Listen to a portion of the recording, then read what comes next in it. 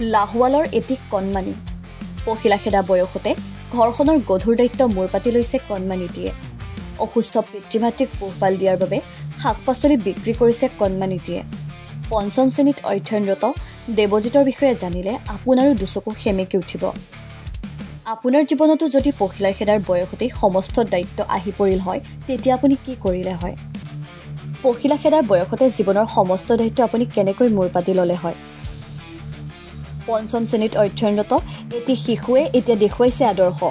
অসুস্থ পিতৃ মাতৃক পোহপাল দিয়াৰ বাবে শাক পাচলি বিক্ৰী কৰিছে পঞ্চম শ্ৰেণীত অধ্যয়নৰত এটি কণমানিয়ে।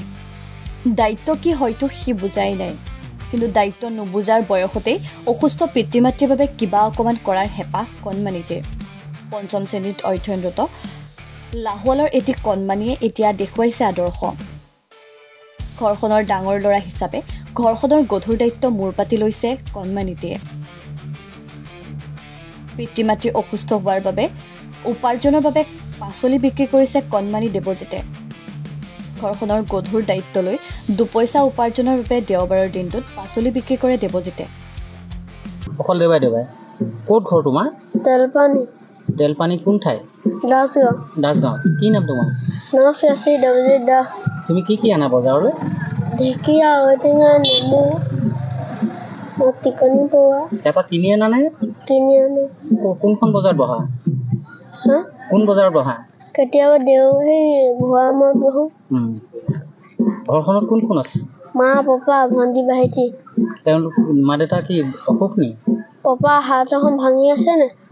মায়ে ভৰি এটা চুচৰি যায়। মানে কোনো বজাৰ কৰিব নোৱাৰে? তুমিয়ে কৰি আছা? পঢ়িছা নাই? পঢ়ি আছো। কিহত পঢ়িছা? কোন স্কুল? তেলপানী কবিতা প্ৰাথমিক বিদ্যালয়। তুমি এতিয়া পইচা যে পাবা বস্তু বাহিনী বিক্ৰী কৰি কিনি বস্তু কি কিনিবা? ঘৰত চাউল আনি। সঁচাকৈ দুখ লগা বিষয়। প্ৰায় 10-12 বছৰ এটা ভাইটি, যিটো সময়ত তেখেত পঢ়াইলৈ যাব লাগিছিলে শিক্ষা প্ৰদান কৰিবলৈ, সেই অৱস্থাত তেখেতৰ ঘৰৰ পৰিস্থিতি খুবেই বেয়া বুলি তেখেতে আমাক অৱগত কৰিছে।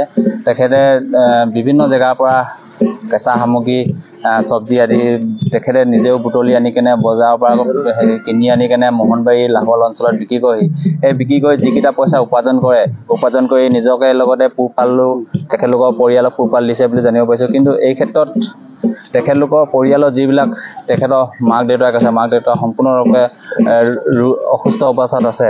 এই ক্ষেত্ৰত মই স্থানীয় যিগৰাকী বিধায়ক আছে, বিধায়ক মহোদয়লৈ আহ্বান জনাম, উক্ত শিশুটিৰ বিষয়ে তেখেতৰ যাতে অকণমান সহায় সহযোগিতা আগবঢ়ায়। লগতে স্থানীয় যিবিলাক গণ্যমান্য ব্যক্তি আছে তেখেতলোককো মই অৱগত কৰোঁ যে এই শিশুটিৰ ওপৰত অলপমান তেখেতলোকে যাতে চকু দিয়ে।